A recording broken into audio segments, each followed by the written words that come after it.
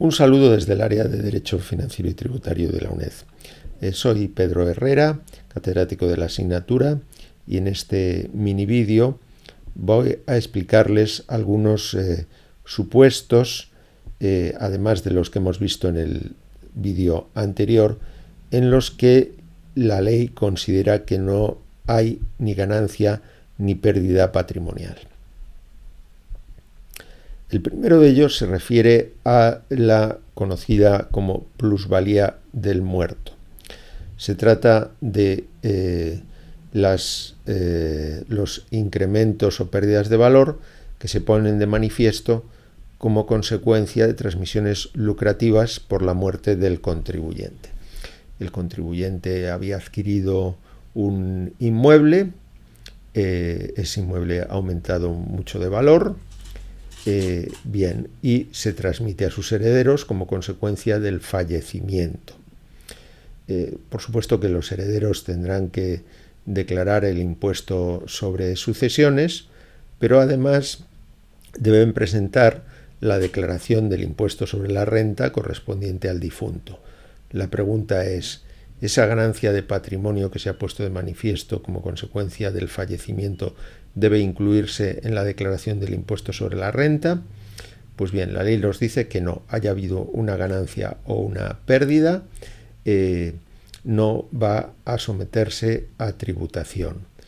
Y a efectos de futuras transmisiones, los herederos incluirán como valor de adquisición el valor del bien en el momento de la transmisión.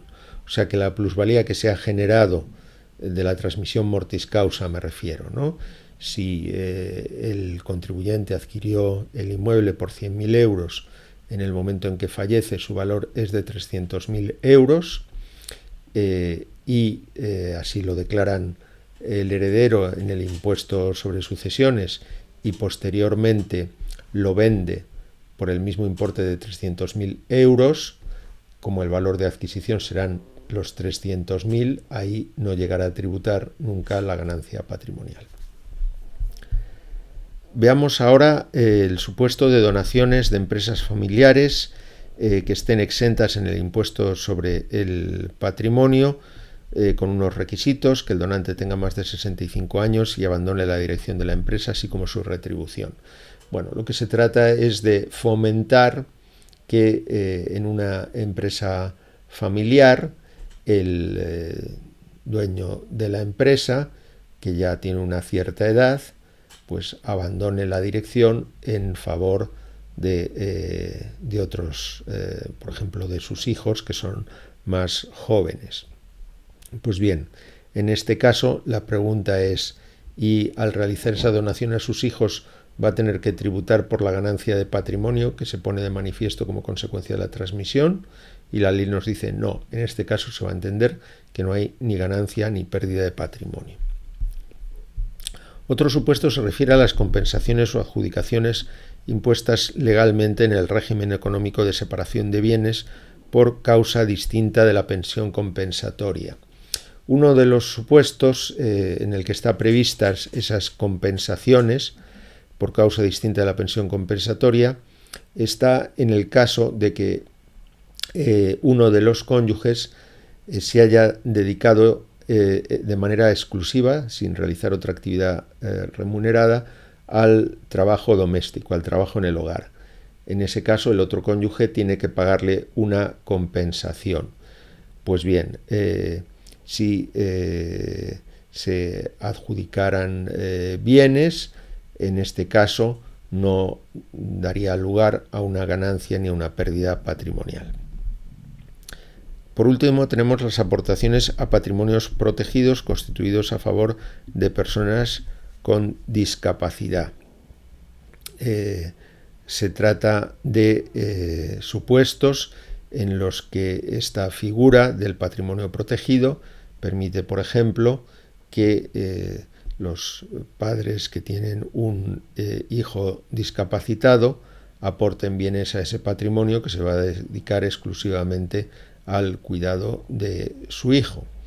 La cuestión es que si al aportar esos bienes se produjera una ganancia de patrimonio, no tendría sentido realizar la operación. Por ese motivo, la ley considera que en estos casos no va a haber ni ganancia ni pérdida patrimonial. Veamos ahora algunas ganancias que la ley declara exentas. En este caso es la ganancia la que se declara exenta y por tanto no tiene que tributar. Por una parte tenemos las donaciones efectuadas a favor de las entidades reguladas en la Ley 49 del año 2002, de régimen fiscal de las entidades sin fines lucrativos. Se trata de entidades sin ánimo de lucro que desarrollan fines de interés general. Entonces, si por ejemplo donamos un inmueble a una de estas entidades, aunque el inmueble haya aumentado de valor, la ganancia de patrimonio correspondiente estaría exenta, porque de otro modo se produciría un freno a realizar estas donaciones. También la transmisión de la vivienda habitual, fíjense que tiene que ser la vivienda habitual por personas mayores de 65 años o por personas en situación de dependencia. Bien, pues si su padre tiene una edad superior a 65 años y les dona su vivienda habitual, en ese caso la ganancia de patrimonio que se ponga de manifiesto con motivo de esa donación no tributaría en la declaración de la renta de su padre. Otro supuesto se refiere al pago del impuesto sobre la renta, el impuesto sobre el patrimonio o el impuesto sobre sucesiones y donaciones mediante entrega de bienes integrantes del patrimonio histórico español. Pues bien, de nuevo, si estos bienes desde que se adquirieron hasta que se utilizan para realizar esa dación en pago de estos impuestos hubieran incrementado su valor, esa ganancia de patrimonio no tributaría, ¿no? Lo cual supone un aliciente para pagar mediante esos bienes del patrimonio histórico español. Porque si se vendiera el bien para pagar el impuesto, en ese caso sí que debería tributar la correspondiente ganancia patrimonial. Con esto terminamos esta breve videoclase. Muchas gracias. Sigamos estudiando algunas exenciones de las ganancias de patrimonio. Por una parte, va a estar exenta la dación en pago de la vivienda habitual del deudor o garante del deudor para cancelación de deudas garantizadas con hipoteca que recaiga sobre la misma contraídas con entidades de crédito.